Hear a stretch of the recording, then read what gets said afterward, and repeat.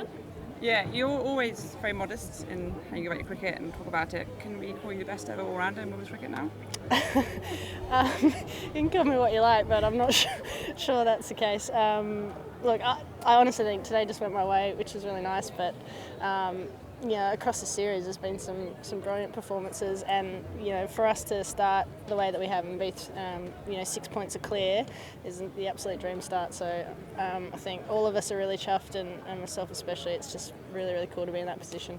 The way you bowl with pace and bounce is pretty much unrivaled in the women's game.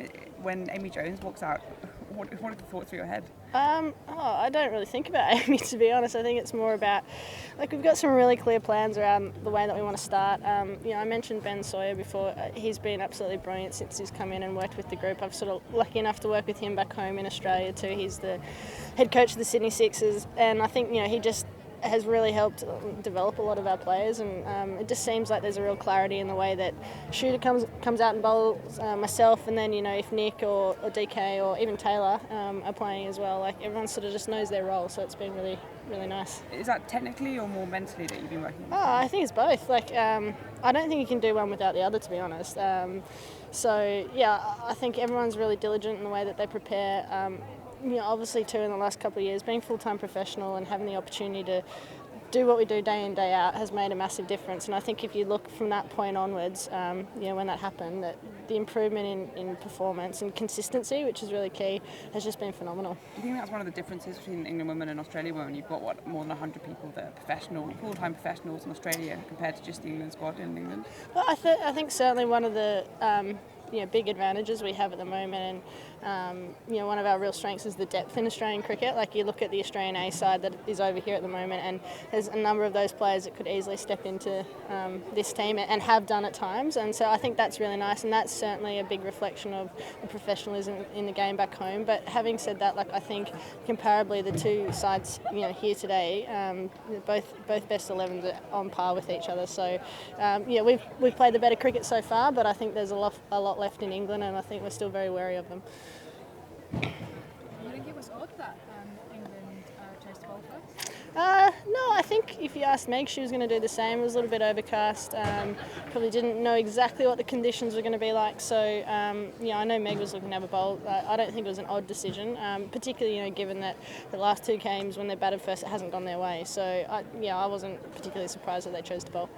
So Healy's prediction is looking pretty good right now, that you're going to win every game. Ellyse Healy likes to bet a lot more than I do, and she's a little bit more out there than me. I'm probably more conservative, but look, in terms of a dream start, that's absolutely brilliant, and we couldn't have asked for much more. And pleasingly, I think we've improved every single game. So, hopefully, heading into the Test match now, we've got some more improvement left in us, and it's a great opportunity for girls to, really, I guess, solidify our spot in this series. The Test match, you only need to draw the Test match now. Does that change your mentality going into it? I don't think so, to be honest. I think two things on that. One, it's very much within our, culture and style to play aggressive cricket, and we want to do that no matter what the situation. And secondly, these Test matches come around once every couple of years, and I think it's a really big responsibility for all players to play in a really great spirit and to play it in a way that is entertaining, because I'd love to play more of them, and I think there's scope to play this kind of format series against some of the other top teams in the world. But to do that, we've got to do the Test match justice, and I thought it was brilliant a couple of years ago at North Sydney, and I think this time around it should be just as good.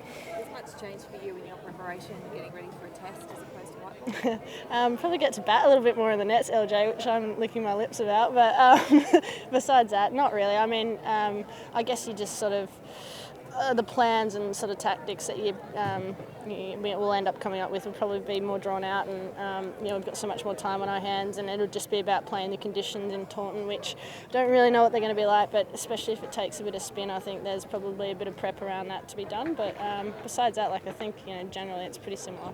You talk about Australia A being here and a number of players that could be stepping up into the Australia side. With the men in the 90s, there was a period where Australia and Australia A were arguably the best in the world. Do you think we're at that stage with women's cricket? No, I think England had a game against Australia A not that long ago, and a week ago, and played very well and beat them comprehensively. So, as I said, I think our depth is really strong at the moment, and they would be one of the top teams in the world, and I think they challenge a lot of teams. But no, I think a side like India as well, New Zealand on their day, South Africa as well. Like there's a lot of good teams in the world still. Did you think going out that total that you got was going to be good enough?